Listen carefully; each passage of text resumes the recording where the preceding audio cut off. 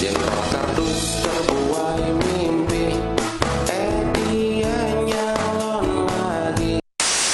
Kau bilang ekonomi meroket, padahal nyungsep meleset.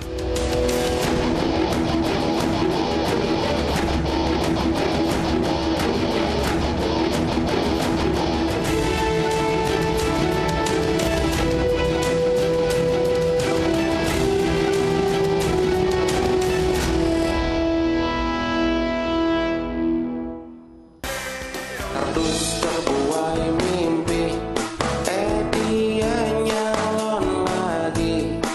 Sudah gagal 2 kali, pengen kayak Jokowi. Nanti lu kalah lagi, nanti lu kalah lagi, nanti lu gigit jari, nanti lu gigit jari. Potong bebek angsa, masak kecuali gagal urus bangsa, maksa 2 kali, takut diganti Prabowo Sandi. La la la la la la la la la la, takut diganti Prabowo Sandi. La la la la la la la la la la.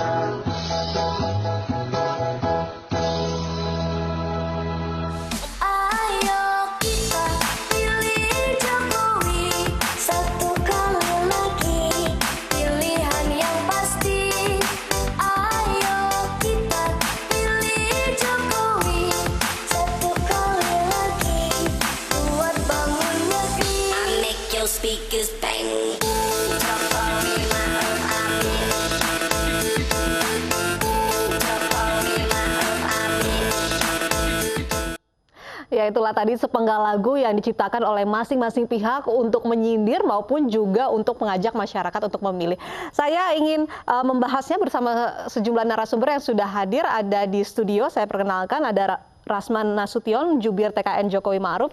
Kemudian dari luar studio sudah bergabung bersama kami ada Ahmad Dhani dan juga Lely Aryani, pengamat komunikasi politik. Selamat malam, Bapak-bapak. Selamat malam, Mbak Uci. Ya, Selamat malam, Mbak Uci. baik, saya ingin ke Mas Dhani. Mas Dhani, Anda Fadlizon dan juga Sang Alang ini menyanyikan lagu Sontoloyo. Ini memang sengaja untuk menyindir penguasa, menyindir pemerintah. Lagu ini diciptakan gitu? Ya, itu harus ditanyakan pada penciptanya.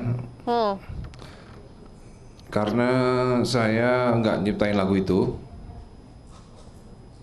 Yang nyiptain liriknya Fadlizon, yang nyiptain musiknya Sang Alang, gitu. Tapi kan Anda ikut bernyanyi begitu di sini. Berarti Anda tahu dong bahwa lagu ini memang bermuatan politis. Ya, tentunya memang lagu ini tidak mungkin bermuatan cinta ya. Kan liriknya udah jelas. Apa yang ingin dikritisi? Apa yang ingin dikritis lewat lagu ini, Mas Dhani? Waduh, karena saya nggak ikut bikin lirik ya. Iya, harusnya Mas Fadlizon aja yang diwawancara. Tapi kan Anda ikut menyanyikan, Mas Dhani. Iya, saya ikut menyanyikan. Ya liriknya itu kan memang kalau menurut saya liriknya memang tentang sesuatu yang tidak ada hubungannya dengan hoak ya. Saya juga nggak mau kalau misalnya liriknya itu berisi hoak, saya juga nggak mau nyanyiin pasti. Jadi kalau liriknya itu kontennya itu memang kontennya memang berdasarkan pada fakta, saya mau nyanyi gitu. Jadi yang Anda maksud kau bilang ekonomi meroket padahal nyungsep meleset itu kenyataan begitu menurut Anda. Kemudian terkait dengan pengangguran turun begitu, orang cari kerja makin bejibun itu kenyataan, dan juga terkait dengan rupiah anjlok melemah menurut Anda itu kenyataan begitu, Mas Dhani? Menurut kamu gimana? Baik, saya akan tanyakan ke pihak sebelah, ke Rasman, Bang Rasman. Ini ada lagu sindiran begitu dari pihak BPN. Anda merasa tersindir, terintimidasi dengan lagu ini? Baik, saya sapa dulu. Assalamualaikum Mas Dani. Waalaikumsalam warahmatullahi Ya, Bu. wabarakatuh. Ya, Assalamualaikum Bu Leli. Bu Leli juga ini sahabat saya.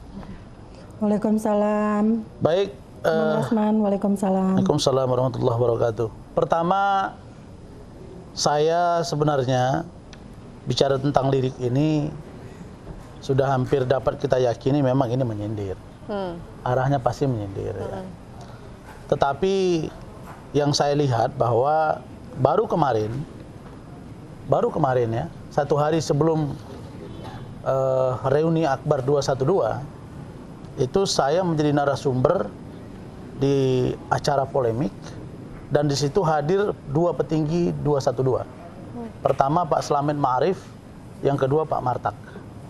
Dan di samping saya itu ada juga yang satu barisan dengan kita untuk bagaimana memotret Indonesia gitu ya. Nah, saudara, perlu saya sampaikan bahwa di sana kemarin ada Kapitra Ampera. Saya bertanya langsung.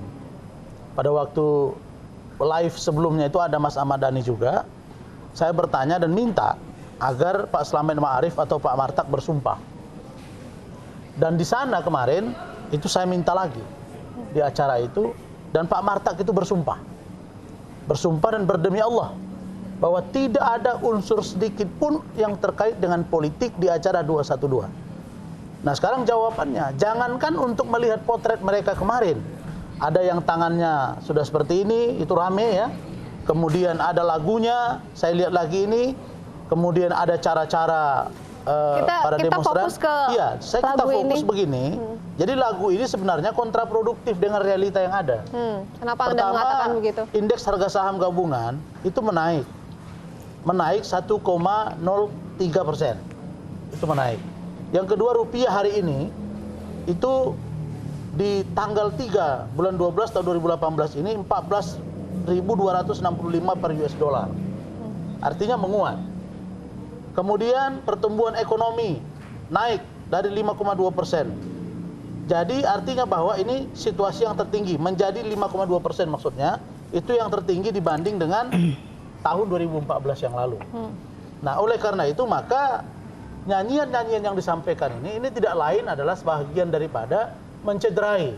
Menurut saya acara yang begitu sakral, kegiatan yang begitu sakral, dimulai dengan sholat subuh, kemudian langsung melakukan tabligh akbar, kok ada nyanyian-nyanyian yang berbau menyudutkan orang lain. Itu bukan ajaran agama. Jadi menurut Anda data-data yang dicantumkan di lagu Sontoloyo ini tidak benar begitu? Yang menurut saya tidak benar, dan Mas Ahmad Dhani memang tidak juga dia harus mengatakan bahwa dia tahu maksudnya apa gitu. Karena pencipta lagunya bukan beliau. Tapi paling tidak menurut saya apa yang dilakukan kemarin dengan jutaan orang yang hadir itu, kita tidak menutup mata. Jutaan orang yang hadir itu dapat kita curigai menjadi rusak, menjadi terganggu, menjadi tidak lagi sistemik, dan menjadi sesuatu yang ada kepentingan politik di dalamnya. Mas Dhani, ini memang bukan Anda begitu yang menciptakan, liriknya adalah Fadlizon, tapi Anda sebagai salah satu penyanyi begitu di lagu ini, apakah Anda melakukan riset sebelumnya terlebih dahulu sebelum menyanyikan lagu ini? Apakah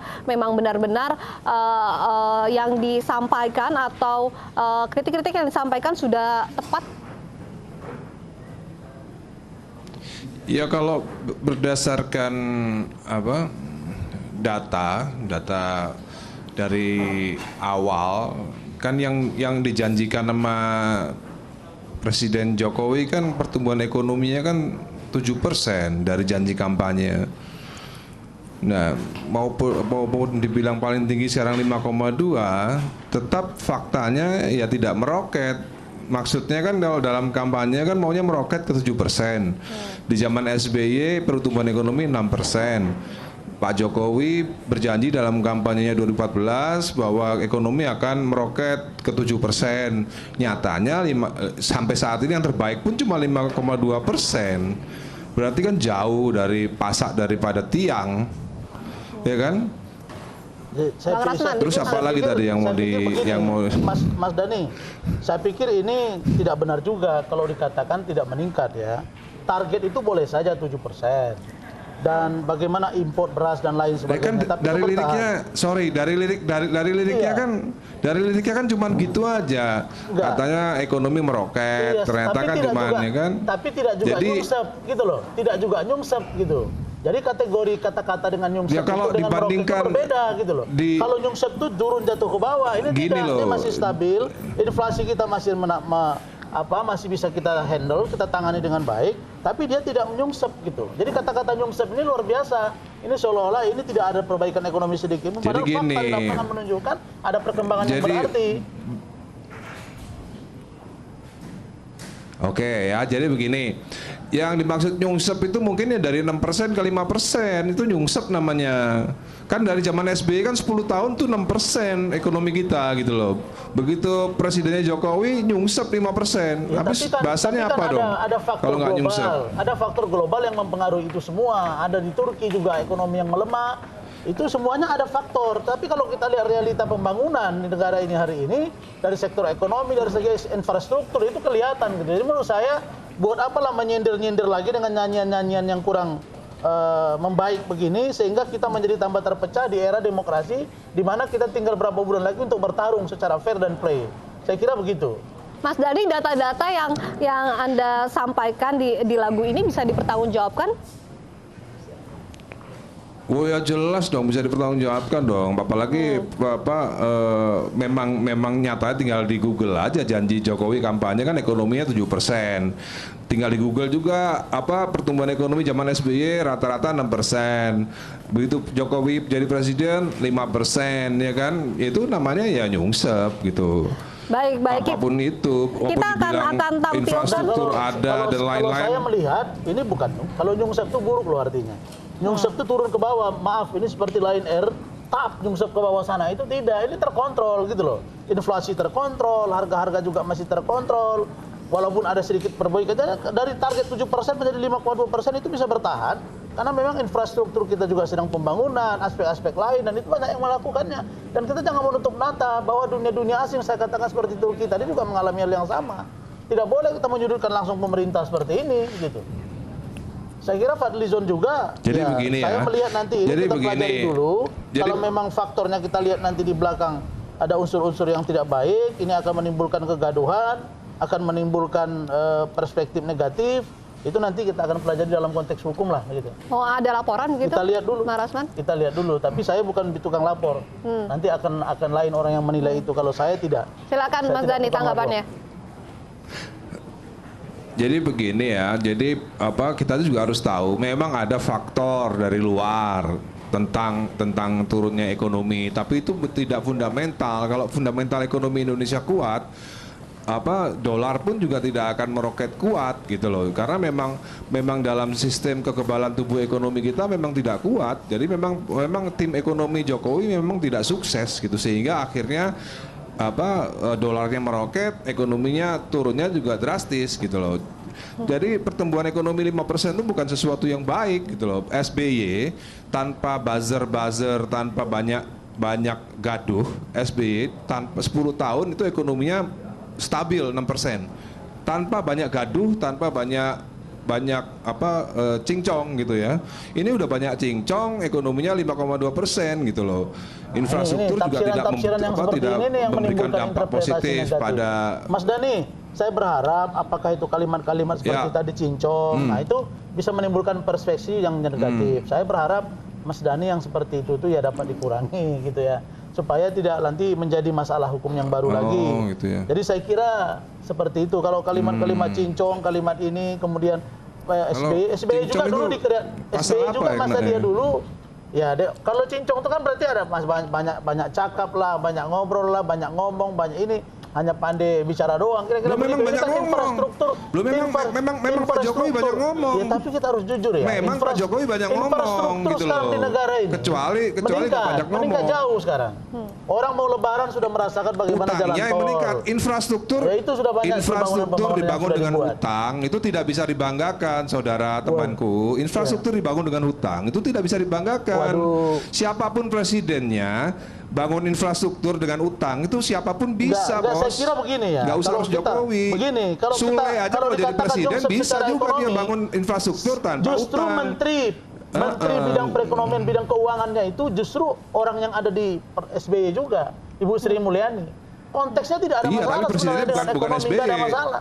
Pak Darmin juga semuanya ada di dalam, nggak ada masalah. presiden itu menentukan Jadi kalau juga. saya mengatakan dibangun Sehebat-hebatnya ini terasa Sri manfaatnya bagi Mulyani, masyarakat. sehebat-hebatnya Sri Baik, Mulyani, satu kalau persatu. presidennya Jokowi Aspek tetap nyusul Satu juga persatu ekonominya bicaranya, ternyata. satu persatu. Aspek pembangunan itu jadi dari masyarakat sebenarnya- yang Baik, merasakannya. Mas Dani dulu, Mas Jadi Dani dulu, sebenarnya- silakan. Saya di Medan, Sumatera Utara. Mas Dani dulu. Itu, Bang Hasan tahan dulu, punya kita dengarkan dampak, Mas Dani. positif pada pertumbuhan ekonomi.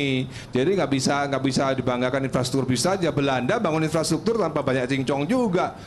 Bangun jalan 1000 kilo dari Dendels bangun 1000 Waktu kilo dari SBY Anyar yang dibangun Panalukan nggak apa? pakai cincong juga, nggak Waktu pakai SBY utang yang dibangun juga. apa, Mas? Hah? Waktu SBY yang dibangun apa? Waduh banyak bos. Nggak ada. Banyak bos. Nggak ada Tanya yang aja saya anak lihat tuh. Demokrat. Banyak. Nggak ada yang ada banyak Itu anggota bangunan Demokrat yang jembatan tertangkap Suramadu yang kasus bangun korupsi. SBY. Ada yang dibangun biasa-biasa saja. Suramadu jembatan SBY. Iya, itu doang Jembatan yang satu SBY, itu. apa Ini sudah jembatan berapa Suramadu, kilo? Saya Surabaya yang bangun orang Sumatera SBY. Utara. Saya orang Medan. Merasakan sekarang bagaimana dari Binjai, dari Medan ke Iya, Binjai, tapi itu milik dari Medan siapa, ke Tebing bos? Tinggi. Itu Jalan bagian tol dari itu bukan milik program negara. pembangunan. Jadi Jalan tol itu bukan milik negara dan rakyat Iya, kalau mau pakai betul. harus bayar. Maksud saya, kalau Mas namanya Dani, infrastruktur bangun itu harus dari kekuatan ekonomi sendiri. Iya, maksud Jangan saya utang. begini, Mas Kalau Dani. utang akhirnya swasta yang punya. Kita semua sepakat ada kekurangan dari pemerintahan ini. Namanya orang pemerintah dan mengkritisi itu paling enak. Ya enggak, maksud saya gini loh. Tapi yang paling urgent adalah Iya. bahwa pembangunan itu berjalan dan ekonomi masih bisa stabil. Kita masih bisa ikut pemilu dengan baik nanti tanpa harus menghujat kiri dan kanan lewat kata-kata, lewat sindiran, lewat nyinyiran dan lain-lain Nggak bisa sebagainya. dong. Kalau Itu yang saya katakan.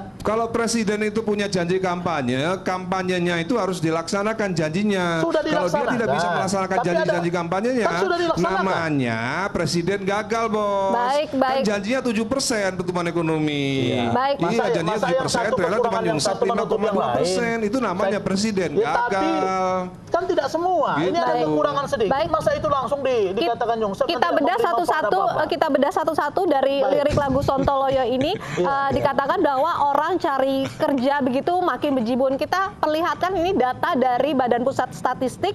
Ini yang menyatakan bahwa tingkat pengangguran terbuka di Indonesia turun dibandingkan tahun lalu. Agustus 2018 tingkat pengangguran di Indonesia 5,34%. Di tahun sebelumnya Agustus 2017 tingkat pengangguran di Indonesia 5,50%. Ini artinya turun, Mas Dani, tingkat penganggurannya. Ini berarti tidak valid dong data Anda di lirik lagu Sontoloyo ini.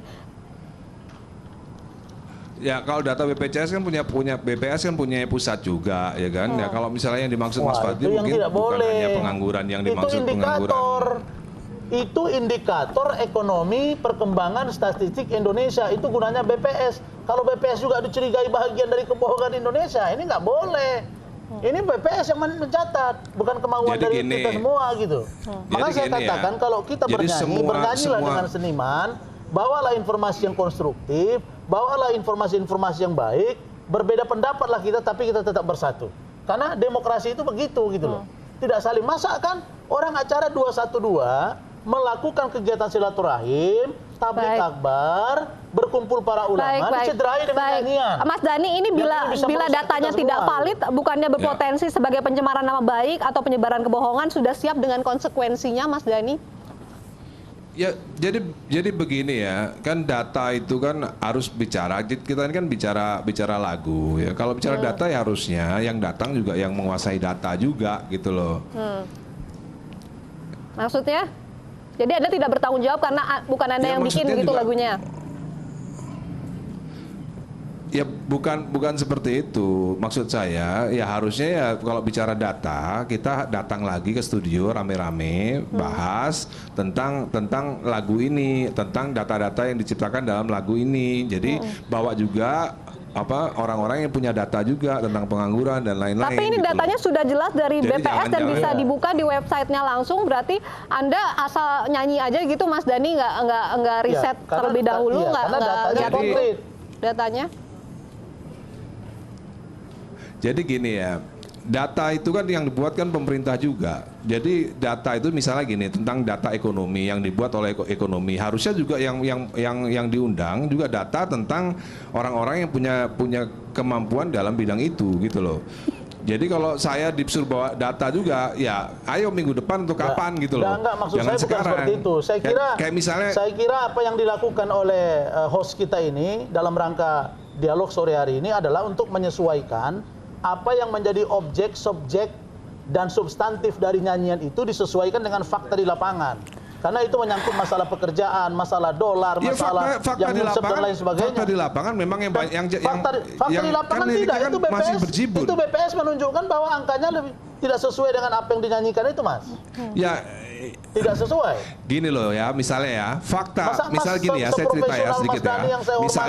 Misalnya, sebentar dulu saya mau ngomong, Bos. Silakan Mas Dani, silakan. Sebentar saya mau ngomong. Oi. Iya, silakan. Saya mau ngomong dulu. Misalnya data BPS, misalnya ada data BPS bahwa Jokowi berhasil menurunkan kemiskinan sampai 9,8%, misalnya Ya, itu data Anda dari tahu, BPS Mas ya. Dani.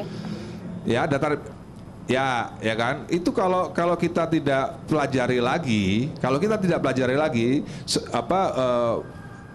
Pak Jokowi bilang bahwa baru kali ini angka kemiskinan di Indonesia itu cuma 1 digit. Ya. Sejak 1999. Itu kalau sebagai Ya, itu kalau sebagai fakta memang iya. Tapi sebagai pesan itu hoak. Karena apa? Karena hampir semua presiden di Indonesia itu menurunkan kemiskinan. Dan ketika dipelajari, ternyata dari data BPS juga, Jokowi cuma menurunkan angka kemiskinan 1,1%. Dari 10,8 menjadi 9,8. Jadi Jokowi adalah presiden paling gagal dalam menurunkan kemiskinan dibandingkan dengan presiden-presiden yang lain. Ini data juga dari BPS. Tapi data dari BPS jelas-jelas turun, Mas Dani, dari 10,12 menjadi 9,82. Anda ingin menyatakan bahwa BPS ini datanya tidak benar begitu? Dengerin dulu ya. Data BPS itu benar. Data BPS itu benar, turun 1,1% saja. Nah, sedangkan Pak SBY menurunkan kemiskinan 5, sekian persen. Bu Megawati 3, sekian persen.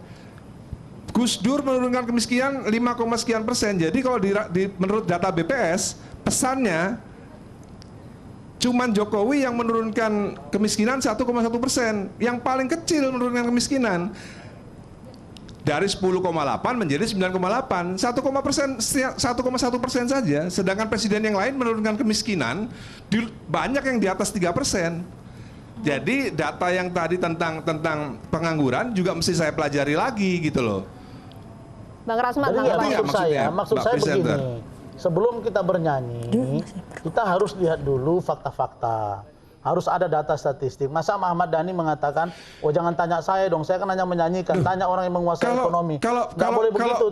Tentu ketika saya dulu bicara, Mas. Jadi kita persilakan Bang Rasman dulu ya. Kalau misalnya saya disuruh nyanyi, masa iya sekelas Mas Ahmad Dhani penyanyi papan atas? Itu kan tadi udah diulangin, Bos. Jangan diulangin lagi. Tidak menghitung, bukan. Masa sekelas Mas Ahmad Dhani, orang yang sudah mengerti banyak hal tentang Indonesia, kok malah tanpa mempelajari fakta data yang ada, kita melakukan dialog sore hari ini mengatakan itu cari yang ahli ekonomi untuk membahas tadi itu. Udah diomongin lagi, jangan diulangin lagi, Bos. Waktu kita dikit. Itu tidak relevan. Waktu kita dikit, jangan diomongin lagi yang tadi. Udah 3 kali diomongin yang tadi. Jangan diomongin lagi ya. Masa kita nyanyi tidak disesuaikan dengan fakta yang ada? Baik.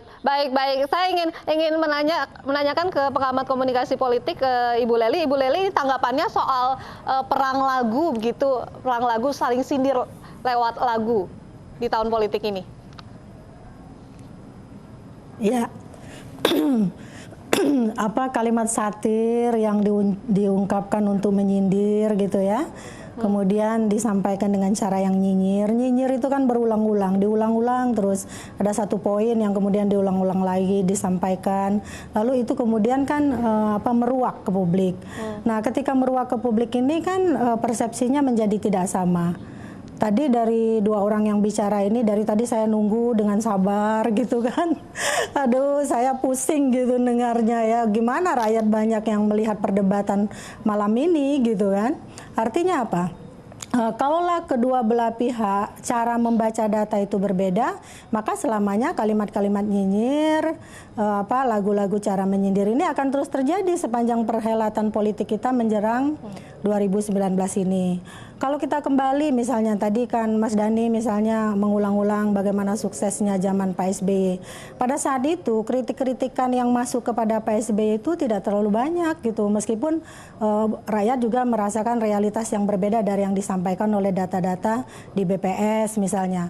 Karena apa? Karena yang berlaku pada saat itu tiap pemerintahan entah itu Bu Mega, Pak SBY, Gus Dur dan yang lain-lain termasuk sejak zaman Pak Harto kan yang dipercaya adalah data yang ada di BPS.